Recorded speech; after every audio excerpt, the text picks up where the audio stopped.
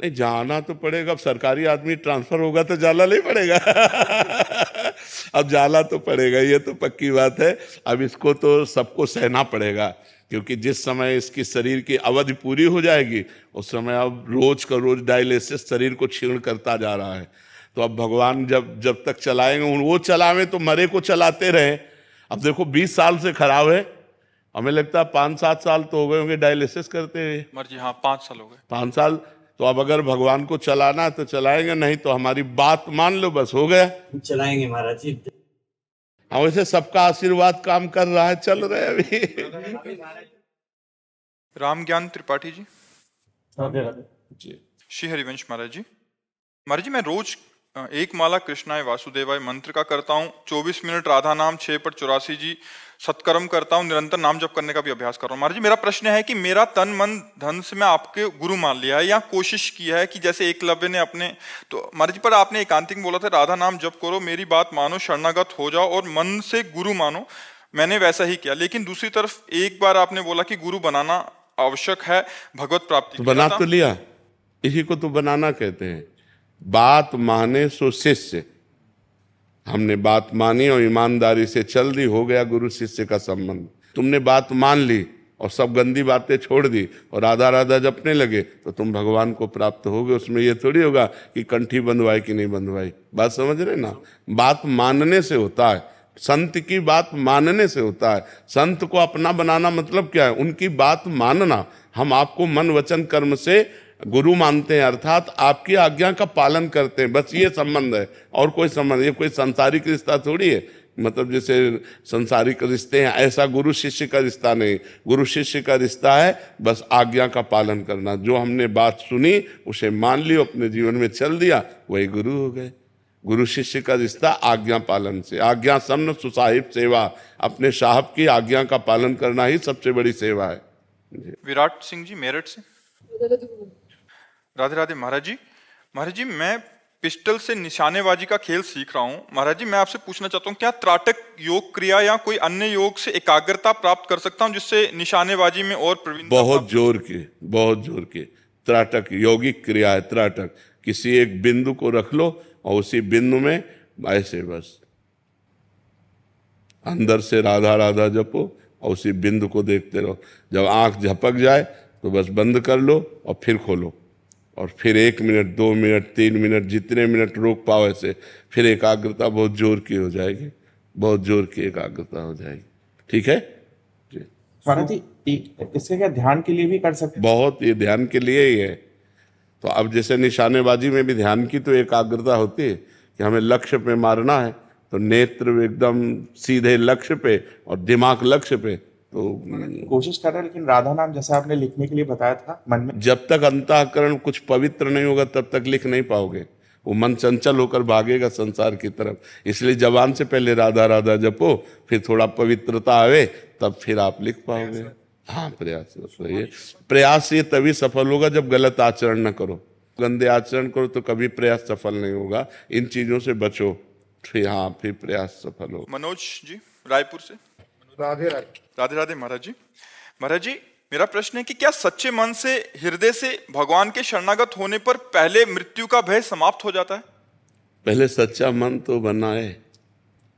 सच्चा मन बनाने के लिए पहले पूरे पाप नष्ट होने चाहिए। मन, सच्चा मन का मतलब होता है निर्मल मन। सच्चाई अभिमन में नहीं है। हम कहते हैं भगवान आपके हैं, लेकिन हमारा दिमाग पूरा भोगों में लगा हुआ है, शरीर के संबंधी रिश्ते नातों में लगा हुआ है। रुपया पैसा खान पान शरीर सुख ये सब लगा हुआ है। कहाँ से सच्चा मन हुआ? पहले सच्चा मन हो जाए और हमारा मन जब भगवान में समर्पित हो जाए तो फिर मृत्यु का भय खत्म। शरीर का राग खत्म होते ही मृत्यु का भय खत्म हो जाता है। समझ रहे हैं ना? तो शरीर की मृत्यु होती, जीवात्मा की तो कभी मृत्यु होती नहीं। वो तो अमर अविनाशी है। ईश्वर अंश जीव अविनाशी, चेतन अमल सहज सुख राशि। तो जहाँ हम भगवान के शरण में हुए, अर्थात निरंतर भगवत सुमिरन चालू हुआ और शरीर का राग नष्ट हुआ, तो मृत्यु का भय खत्म हो जाता है। जब तक निरंतर भजन नहीं होता, निर्मल मन नहीं होता, भगवान की शुद्ध शरणागति नहीं होती, तब तक मृत्यु का भय बना ही रहेगा। और भय दो प्रकार का होता है, एक अनजाना भय और एक जानकार से भय। जैसे अचानक इस समय कोई चीख पड़े, ऐसे हो जाएगा, तो कह दे इसका मृत्यु का भय गया नहीं, नहीं, ये अनजाना भय है, ये बड़े बड़े सिद्धों को हो जाएगा।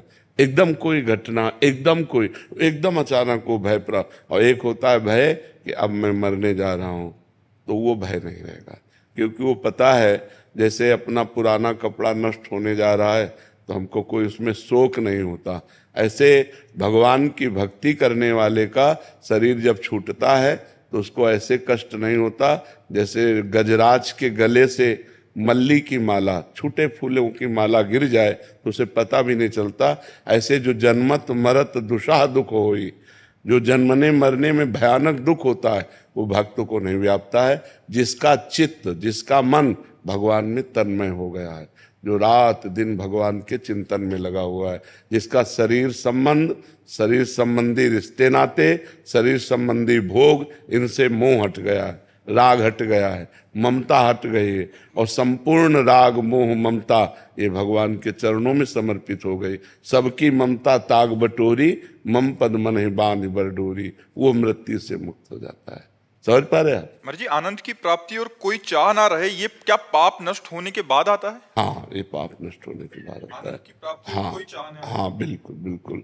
जब तक मलिन मन है तब तक चाह रहती है, जब तक पाप रहता है तब तक हमारी मलिनता बनी रहती है, और वो मलिनता हमें माया में घसीटती रहती है। और माया में घसीटने का मतलब है कामना, काम कामना वासना, मन ते करियति दूर। जब तक ये मन से दूर नहीं होंगे तब तक भजन नहीं होता डट के, और जब डट के भजन होता तब भगवदानंद की अनुभूति होती है। उमा सोनी जी, राधे राधे महाराज जी। महाराज जी, आपके चरणों में कोटि कोटि नमन। महाराज जी, सत्संग से ज्ञान होता है कि राग और द्वेष नहीं रखना चाहिए, सब में प्रभु का वासी है, परंतु न चाहते हुए भी राग और द्वेष दिख जाता है। क्योंकि भजन नहीं है, क्योंकि भजन नहीं है। जब हमारे अंदर सही भजन होगा तो किसी से राग द्वेष होगा ही नहीं, वो स्थिति होती है। जैसे हमारा मन प्रभु में हर समय लगा हुआ है तो प्रभु सम है, संसार विषम है, प्रभु सम है। सम माने सब में बराबर भगवान विराजमान है, हम में भी, आप में भी, सब जगह। तो जैसे हमारे लड़के से कोई गलती हो जाए तो हम नाराज भले हो जाए, लेकिन उसकी प्रियता नहीं नष्ट होती। समझ रहे हैं ना? जैसे हमारे हाथ से हमको चोट लग जाए तो हमें दुख जरूर होता है, लेकिन हमें द्वेष नहीं होता। जैसे हमारी दांत से हमारे जबान कट जाए, हमें पीड़ा होगी पर द्वेष नहीं होगा। ऐसे ही किसी व्यक्ति के द्वारा हमारा अहित हो जाए तो हमें दुख जरूर होगा, लेकिन उससे द्वेष नहीं होगा, क्योंकि उसमें परमात्मा विराजमान है। मेरा क्वेश्चन ये भी है कि लाइक उनके लिए मन में भाव आना वो भी बड़ा ग्लानि वाला है। लाइक मैं उनके सामने एक्सप्रेशन नहीं कर रही, कुछ नहीं बता रही हूँ। हाँ बिल्कुल। पर वो थोड़ा गिल्टी वाली फीलिंग की साधक होते हुए भी ये भावना आती है। हाँ बिल्कुल ठीक है, तो और भजन बढ़ाइए, स्थिति आगे बढ़ जाएगी। ये स्थिति जो है अभी राग द्वेष रहित स्थिति नहीं है, और भजन बढ़ाइए, खूब नाम जप कीजिए, कोई गलती ना होने पावे, चरित्र पवित्र रहे तो आप आगे बढ़ जाएंगे। परमार्थ की स्थिति ऐसी आ जाएगी कि आपको कोई गाली भी देगा तो आपके अंदर मुस्कुराहट होगी, हृदय में शीतलता होगी। ये स्थिति से होगा, बुद्धि लड़ाने से नहीं होगा। लाइक वो फील करते भी हैं कि हमें लगता है कि ये हो रहा है जबकि गलत है। बस हमें साधु संत हमें बताते हैं कि हमें क्या करना है, सब कुछ ज्ञान है। हाँ बिल्कुल ठीक है। वो जो नहीं, वो स्थिति से होता है, वो बुद्धि लड़ाने से नहीं होता, वो स्थिति है। था जैसे साधक अभी सीख रहा है कि ऐसा करना चाहिए, प्रतिक्रिया असल बात ये सीखने की वस्तु नहीं है, ये स्थिति होती है। प्रत्युत्तर नहीं दे रही, पर मन में भाव वो गलत। अगर हमारे मन में भाव आ गया तो हम उत्तर दें या ना दें, बात तो मन से है ना, बात तो मन से। अगर हम जबान से इनको डांट देते और मन में हमारे नहीं है तो बड़े वो अच्छा है, वो अच्छा है।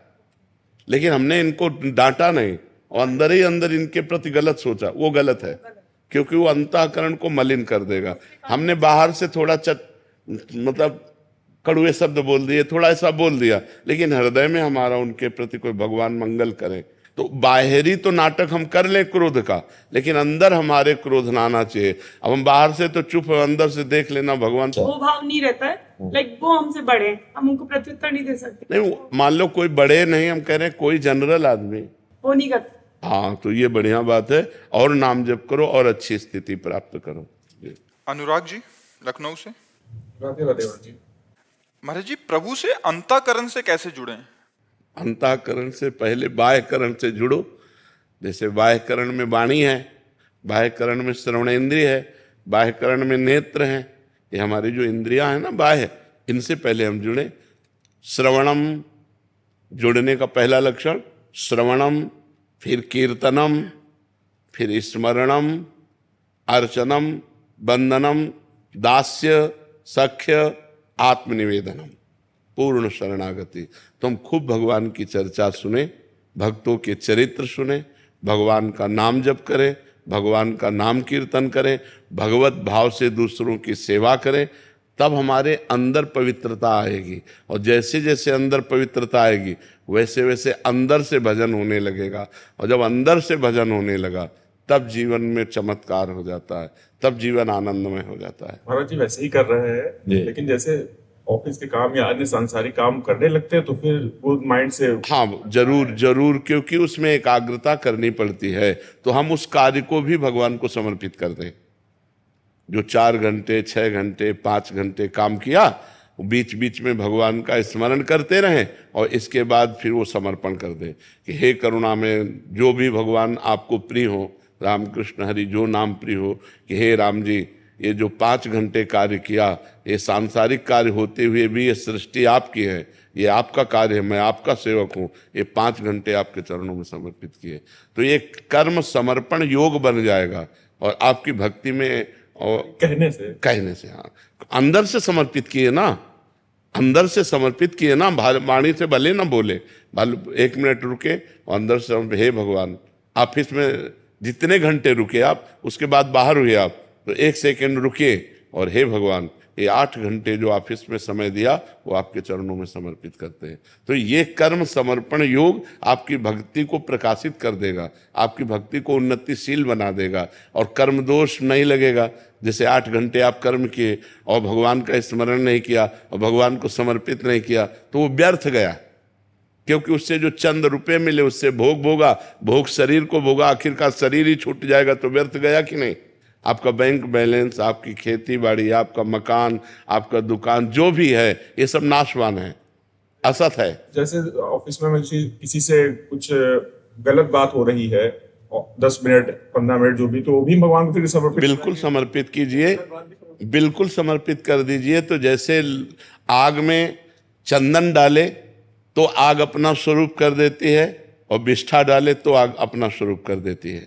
जब आप ये कर्म समर्पण योग करेंगे ना, तो आपको चुभने लगेगा कि मैं अपने भगवान को ऐसी गलत बात क्यों समर्पित करूं, तो आपकी गलत बात बंद हो जाएगी। पहले टोटल समर्पित कीजिए, फिर उसमें छानबीन शुरू हो जाएगी कि यार ऐसा कर्म भगवान को मैं कैसे समर्पित करूं, ऐसा नीच कर्म, नीच वार्ता कैसे भगवान को समर्पित करूं। तो आपको डर लगने लगेगा नीच वार्ता करने में, क्योंकि आपको कर्म समर्पण करना है, भगवान को समर्पित करना है। तो इसलिए आप जरूर समर्पित कीजिए, आपके अंदर सुधार शुरू हो जाएगा जहां जहां त्रुटि है। गौरांग डिंडा जी वेस्ट बंगाल से। राधे राधे महाराज जी। महाराज जी, अहंकार मेरे जीवन में एक बहुत बड़ी बाधा बन रहा है। जब सबके जीवन में है भैया, सबके जीवन में है। आप उसे पकड़ पा रहे हो, आप उसे दोष रूप से व्यक्त कर रहे हो, ये भगवान की आपके ऊपर कृपा है। पर इसका नाश तभी होगा जब आप नाम जप करेंगे और भक्तों के चरित्र सुनेंगे और सत्संग करेंगे, तो इसका नाश हो जाएगा। जब हम अपने बड़े जनों को सुनते, जैसे हम 10 माला जपते हैं और कोई 500 माला जपता है, तो हमारा अपने आप दिमाग लाइन में आ जाता है कि हम क्या भजन करते हैं। भजन तो वो करते हैं 500 माला जप करते हैं। हम क्या ब्रह्मचर्य हैं, वो तो आजीवन ब्रह्मचर्य हैं। हमारा क्या समर्पण, हो तो आजीवन समर्पित है। जब हम बड़े भक्तों के चरित्र पढ़ते हैं तो हमारा अभिमान नष्ट हो जाता है, और चरित्र पढ़ने से हृदय पवित्र होता है। भगवान का पावन चरित्र है, भक्तों का पावन चरित्र है। तो जब भक्त और भगवान के चरित्र पढ़ते हैं तो हृदय निर्मल होने लगता है। मलिन हृदय में अहंकार होता है, निर्मल हृदय में दैन्यता होती है। निर्मल हृदय में दैन्यता। यही दरबार दीन को आदर, रीति सदा चली आई। ये दीन पियारे वेद पुकारे, द्रवहु सुश्री भगवाना। भगवान के दरबार में दैन्यता का आदर है और अहंकार से भगवान को द्वेष है, इसलिए अहंकार कभी नहीं करना चाहिए। अच्छा बच्चा, अहंकार करे तो किस बात का करे? कभी पापा ने डांट दिया तो आगे से बात नहीं हो पाता उनसे, फिर नहीं, पापा है पहले दिमाग में विराजमान करो कि वो हमारे पिता हैं। वो डांटने के बाद भी हमें पैर छूना चाहिए। मन ही मन करता है कि एक बार सामने से एक बार वो कर दे तो फिर गले लग जाने। नहीं, वो नहीं, हम करेंगे। वो हमारे पापा हैं, वो हमसे बात ना करें तो हम उनको घेर करके उनके चरण छुएंगे, बार बार उनसे विनय करेंगे, हमसे गलती हो गई। ना गलती हो और बड़े जन डांट रहे हो तो भी अपनी गलती स्वीकार करना चाहिए। जैसे दोस्त में भी जैसे कोई बहुत कुछ जानता है, मेरे को सीखने का मन है, बट कुछ अनबन हो गया तो उससे आगे से अप्रोच नहीं कर पाता। बहुत छोटी छोटी बातें हैं, ये सब ठीक हो जाएंगे। नाम जप करो। नाम जप करते हो? हाँ थोड़ा नहीं, अच्छे से करो। काउंटर ले लो और उसमें संख्या सहित नाम जप करो। 20,000, 50,000, 1 लाख ऐसे नाम जप करो। आज ले लेना काउंटर और नाम जप करो उससे, ठीक है?